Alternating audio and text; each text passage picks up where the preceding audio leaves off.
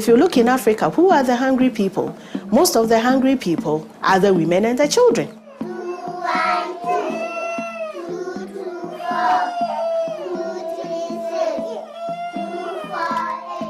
It's very obvious from what we see here that they don't have enough food for all these kids who are here at the center. And you can see the obvious signs of malnutrition. In this little girl, you can see the reddening of the hair. There are a few of these kids around who have this problem. It's unfortunate that for a center that started very well, about 10 years ago, we now see this sorry picture. All the structures have broken down. The community management committee is no longer in place. The mothers who should come and help at the center and learn how to prepare nutritious meals no longer come in here.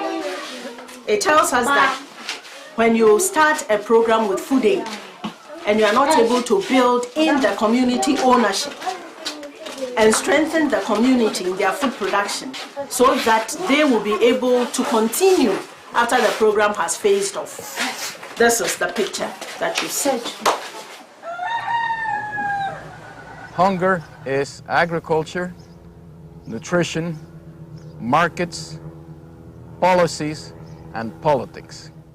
You have to have an activity to improve the income levels of the community in the long run if you want such initiatives to be sustained.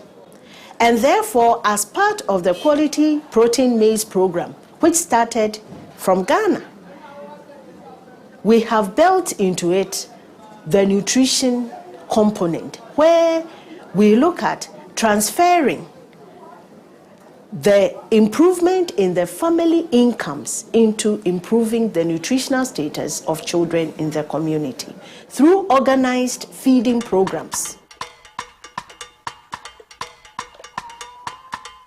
We trained the local women, in how to combine their local produce to come up with a balanced diet that will provide all the needed requirements in terms of nutrients for growing children and also for other members of the household.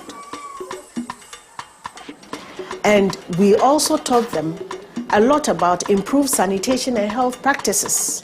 Simple practices like hand washing before and after meals and before and after the use of the local toilets. This program has the potential to actually ensure that every child within Ghana can get at least one meal that is nutritionally adequate in a day. For as little as 2,000 cedis, that is roughly about 18 cents. It's an initiative of the government of Ghana to make sure that every child has a balanced, nourishing meal when they go to school. And that meal is going to be bought from local farmers. So it also stimulates agricultural demand.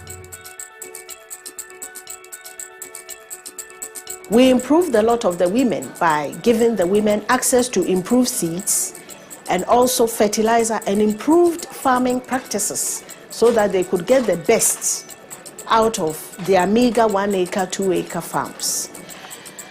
The maize that we use in this program is what is known as the quality protein maize, known as Obatampa. Obatampa is the local word meaning good nursing mother. That is not to say that you feed children on this maize alone and they are going to grow very well. You need to have the other components that go to give you a balanced diet. But what we are saying is that this maize is better than just the normal maize. Originally, on their old practices, they could only get about something like 2 bags. If I say 2 bags, that's about 200 kg of maize from an acre. Now they are getting about 1,000 kg, that is 10 bags from an acre. So from 2 bags to 10 bags is a big deal. It means more money for them. It means more money to also take care of their children. You improve the yields, you improve the marketing.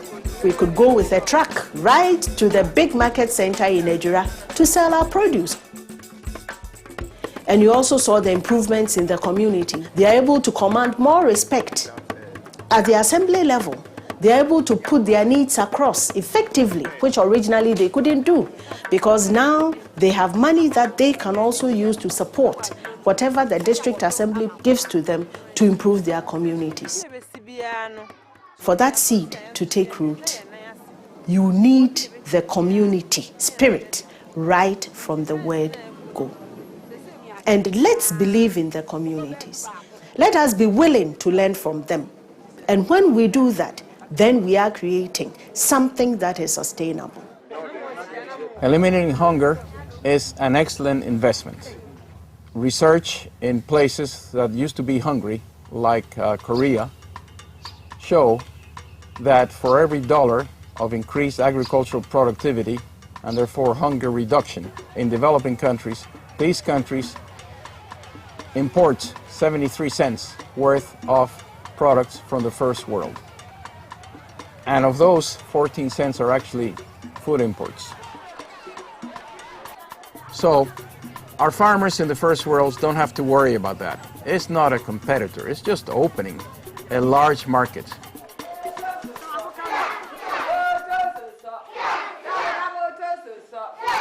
This 1 square meal in a day can actually reduce our child malnutrition levels of stunting from something as high as 30% to less than 10% before the year 2015. It calls for political commitment. It calls for the commitment of the communities. We know how to do it. We have the technology, we know the process, we have the experiences. What we need is action. What we need is political action. So that's why we say political action at the highest level, policy reforms at the national level, and then this community-based efforts on increasing agricultural productivity, nutrition, and markets at the local level.